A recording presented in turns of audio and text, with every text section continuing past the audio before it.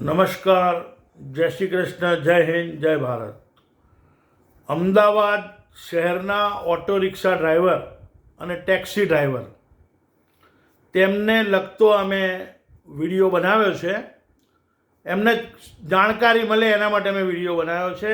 અને ગુજરાત ભાજપ અને ગુજરાત કોંગ્રેસના નેતાઓ એમને પણ એક જાણકારી મળે અને ઓટો રિક્ષા ડ્રાઈવરોને કાયદેસરનું ભાડું મળે એના માટે એ લોકો થોડી મહેનત કરે એવું મારું કહેવું છે. જે પદ્ધતિસરની વાત છે તે હું કહેવા માગું છું કે અમદાવાદ શહેરમાં ઓલા, ઉબેર અને રેપિડો આ ત્રણ કંપનીઓની એપ દ્વારા લોકો રિક્ષા ભાડે કરે છે.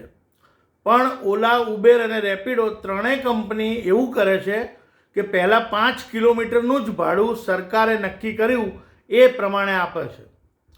પછી પોતપોતાની મરજી પ્રમાણે ઓટો રિક્ષા ડ્રાઈવરને 1 કિલોમીટર દીઠ 1 રૂપિયાથી 3 રૂપિયાનું નુકસાન આપે છે.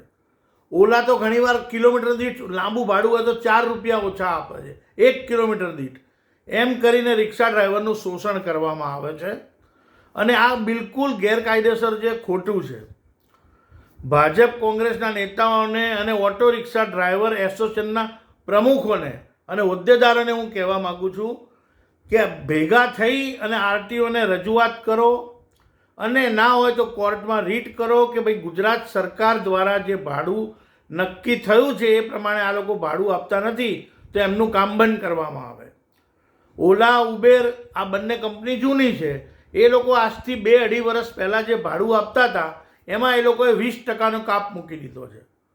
ઓલા અને ઉબેર કંઈ ઓટો રિક્ષા ડ્રાઈવરના શેઠ નથી, એ તો એમના નોકર કહેવાય કે કારણ કે રિક્ષા ડ્રાઈવર પોતે પોતાની કમાણીમાંથી એમને પૈસા આપે છે. એટલે ઓલા, ઉબેર, રેપિડો કંઈ શેઠ ના કહેવાય. શેઠ તો એમના રિક્ષા ડ્રાઈવર કહેવાય.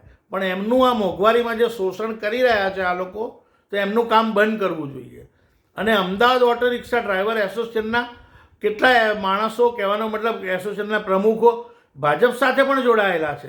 તો એ લોકો પણ ભાજપના નેતાઓને કહી શકે છે કે ભાઈ આ એપને તમે કહો, ના હોય તો પછી બધા ભેગા થઈને કોર્ટમાં જાઓ કે ભાઈ આ રીતે ઓછું ભાડું ના ચાલે. જે કાયદેસર ભાડું છે એ 1 પૈસો એક્સ્ટ્રા લેવાની જરૂર નથી.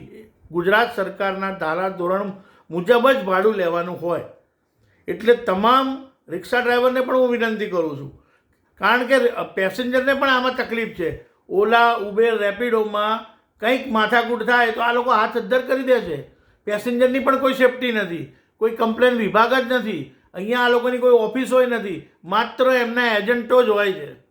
ત્યારે અમદાવાદ ઓટો રિક્ષા એસોસિએશન જે 60, 70 કે 75 વર્ષ જૂનું છે, જેના 2 પંપ છે, એક દિલ્હી દરવાજા, એક આસ્ટોડિયા, ત્યાંના પ્રમુખ અને બીજા લોકલ એસોસિએશનો જે નવા બન્યા છે એ લોકો ભેગા થઈને પોતાની એપ બનાવે અને એ એપ બનાવે એમાં રિક્ષાવાળા કાયદેસર જે સરકારે ભાડું નક્કી કર્યું છે એ પ્રમાણે ધંધો કરે અને પેસેન્જરની પણ એમાં સેફટી છે. કારણ કે અમદાવાદ એસોસિએશનની ઓફિસો છે એ લોકો જવાબ આપવા પણ બંધાયેલા છે. એમાં પેસેન્જરની પણ સુરક્ષા છે, રિક્ષાવાળાને પણ કાયદેસરનો ફાયદો છે.